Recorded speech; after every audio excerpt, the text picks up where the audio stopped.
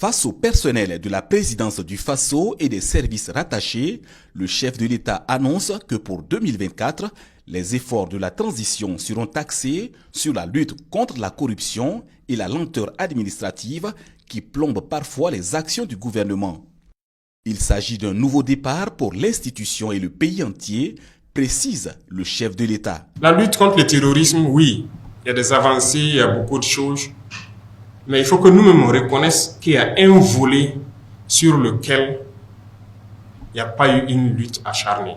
C'est la corruption, c'est la lenteur administrative, en tout cas l'administration en général. Ce volet, il faut reconnaître, ça n'a pas marché. Mais pourquoi ça n'a pas marché? C'est parce qu'on s'était donné un temps pour sensibiliser, pour parler aux gens, pour que les gens comprennent.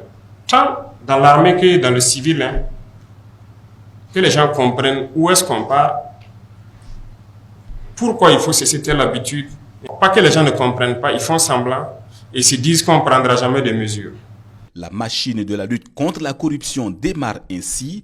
La fermeté sera de rigueur sur les cas avérés de corruption et de laxisme dans l'administration publique, ajoute le capitaine Ibrahim Traoré.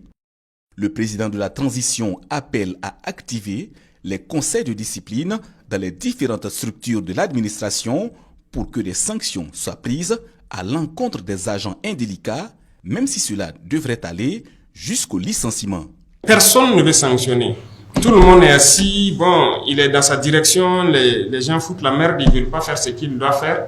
Ah, si moi je le sanctionne, on peut le licencier, ça sera de ma faute. Écoutez, il y a ce genre d'émotions-là, ça ne doit plus exister. Nous sommes un pays en guerre et on doit bien gérer les ressources. Et quand on dit gérer les ressources, ce n'est pas les ressources financières seulement, les ressources humaines aussi.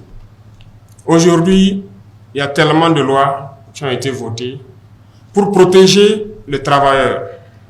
C'est très bien. Mais chacun devrait faire la mission pour laquelle il a été recruté. Mais les gens ne font pas la mission.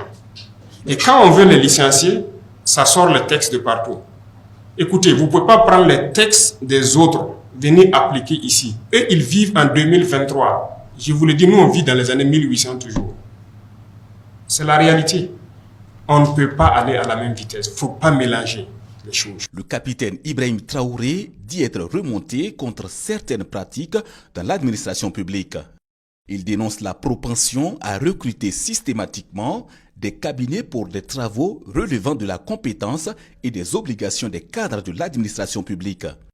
Selon le chef de l'État, la plupart des cabinets recrutés ont généralement des liens avec des acteurs de l'administration qui, par des voies détournées, offrent leurs compétences en contrepartie de rémunération indue. On veut faire en sorte que certaines institutions telles que l'ANSAL puissent être ces cabinets-là.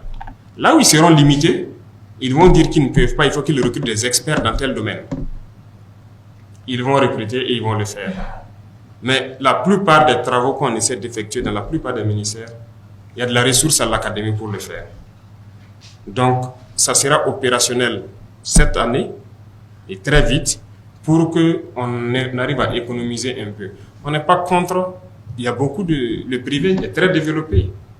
Donc, les cabinets privés peuvent servir aussi à faire des études pour beaucoup de structures privées. Mais il ne faut pas que dans l'administration, on recrute des compétences et à chaque fois qu'il y a un travail, il n'y a pas de compétences. Il faut repartir encore vers un cabinet privé. C'est du vol, c'est de la triche et on va mettre fin à ça.